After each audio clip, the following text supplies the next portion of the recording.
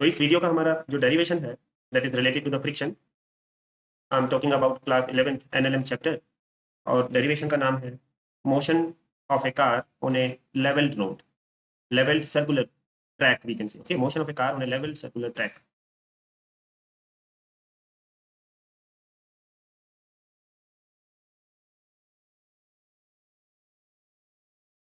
Motion of a car on a levelled circular track मतलब हमारी कोई कार है जो कि एक हॉरिजॉन्टल सर्कुलर ट्रैक के ऊपर सर्कुलर मोशन में रोटेट, आई मीन टू से मूव कर रही है। देखो आप इस तरीके से समझेंगे, मान के चलते हैं कि हमारा ये ट्रैक है इस तरीके का, this is a track and on this track we have a car. मैं इस तरीके से कुछ कार को ड्रॉ कर लेता हूँ।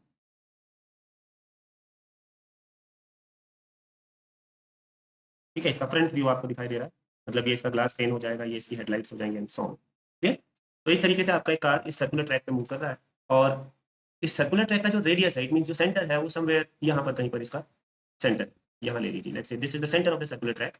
तो जो रेडियस हो जाएगा, ये कार जिस रेडियस में मूव कर रहा है वो रेडियस आपका हो जाएगा दिस वैल्यू, ये आपका हो जाएगा the radius of the circular track you can see. ठीक है, देखो एक बात आप समझेंगे, जब भी कोई बॉडी किसी सर्कुलर मोशन में होती है इट मीन्स कोई ना कोई फोर्स ऐसा है जो बॉडी से सेंटर की तरफ लग रहा है, and that force is called centripetal force. ठीक है, तो एंड वी नो दैट, थोड़ा इसके बारे में डिस्कस कर लेते हैं।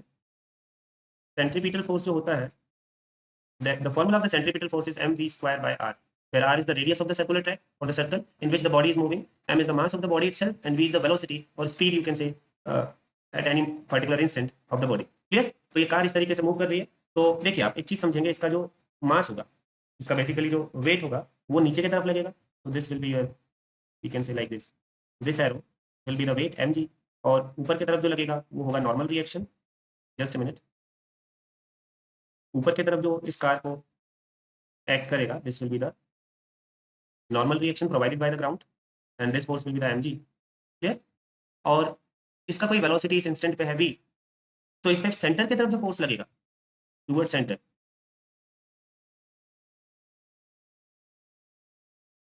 दिस फोर्स, क्या फोर्स लगेगा इसके ऊपर सेंटर के ऊपर? सेंटर की तरफ फोर्स लगना चाहिए तभी ये सर्कल में मूव हो पाएगी। वो जो फोर्स होगा वो होगा फ्रिक्शनल, फ्रिक्शनल फोर्स, यानी एफ आर मैं उसको बोल देता हूँ F R, right? This R is the radius. Okay, तो फ्रिक्शनल फोर्स जो है वो टुवर्ड सेंटर लग रहा है। अब देखो यहाँ पर एक चीज आप समझेंगे, यहाँ पर इस डेरिवेशन में हम स्टैटिक फ्रिक्शन का यूज कर रहे हैं। अगर फ्रिक्शन अपना वैल्यू चेंज करके काइनेटिक फ्रिक्शन के डोमेन में आता है तो कार स्किड करेगी। स्किड करेगी मतलब बाहर की तरफ फिसलना शुरू करेगी। ठीक है, लेकिन हम ऐसा मानते हैं कि सेफली हम कार को बिना फिसले मैक्सिमम स्पीड से चलाना चाहते हैं। ठीक है, यहाँ पर मैं छोटा ही डेरिवेशन है तो यहाँ पर इस स्पेस को मैं यूज कर लेता हूँ। हम चाहते क्या है, अवर रिक्वायरमेंट क्या है, इस डेरिवेशन में हमारी जो रिक्वायरमेंट है वो ये है कि कार बिना स्किड किए मैक्सिमम वेलोसिटी से सर्कुलर ट्रैक पे चल पाए। ठीक है, या ऐसा कह देते हैं the car is moving with maximum velocity on this circular track without skidding. ठीक है, बिना स्किड किए, बिना स्लाइड किए आउटवर्ड ये कार मैक्सिमम वेलोसिटी से मूव कर रही है।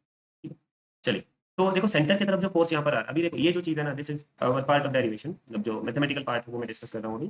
तो फ्रिक्शनल फोर्स जो यहाँ पर होगा वो आपका होगा M V square by R, और मैं कह रहा हूँ कि वेलोसिटी मेरा मैक्सिमम है तो जाहिर सी बात है फ्रिक्शन भी मैक्सिमम होगा।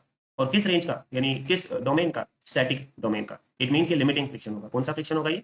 Limiting friction, limiting friction, limiting will be equal to M V square by are.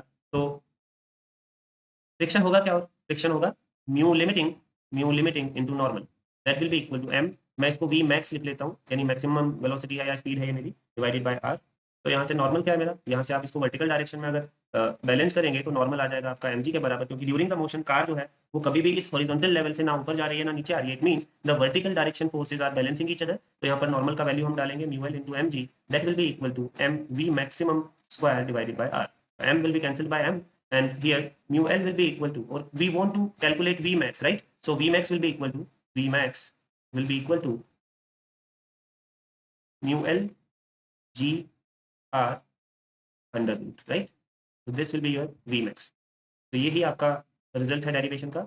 यानी हम निकालना क्या चाह रहे थे, जो जनरल आपका हेडिंग है motion of a car on A level circular track, लेकिन हमारा जो एम था इस डेरिवेशन में निकालने का वो था to find the maximum velocity.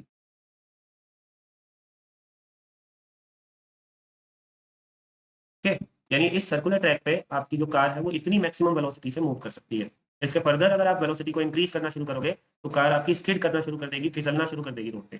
ठीक है, so this is the formula of V max. आप इसको ऐसे भी लिख सकते हो, mu L will be equal to V max square divided by R G, where R is the radius.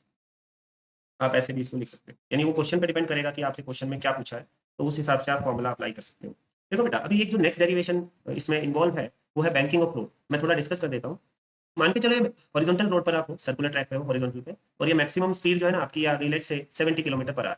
ठीक है, अब लेकिन मेरी रिक्वायरमेंट ये है कि मैं बैंड भी करना चाहता हूँ, यानी सर्कुलर ट्रेजेक्टरी पे चलना भी चाहता हूँ और अपनी स्पीड को बढ़ाना चाहता हूँ इससे भी ज़्यादा। जब तक आप हॉरिजॉन्टल सर्कुलर ट्रैक पे आप नहीं बढ़ा सकते, आपकी कार डेफिनेटली स्किड करेगी। लेकिन इसमें एक टेक्निक है, अगर आप रोड को बैंक कर देते हो यानी रोड को किसी एंगल पे ऐसे झुका देते हो, तो उस केस में आपकी जो ये मैक्सिमम स्पीड है ये फर्दर और इंक्रीज हो सकती है। तो वो जो डेरिवेशन है उसको कहते हैं banking of road. Clear? So banking of road भी हम अपनी वीडियो सीरीज में डिस्कस करेंगे। तो ये डेरिवेशन आपका यहीं पर समाप्त होता है, तो इसको एक सेपरेट वीडियो में आपको डाल के मैं दूंगा। अंडरस्टूड? ओके।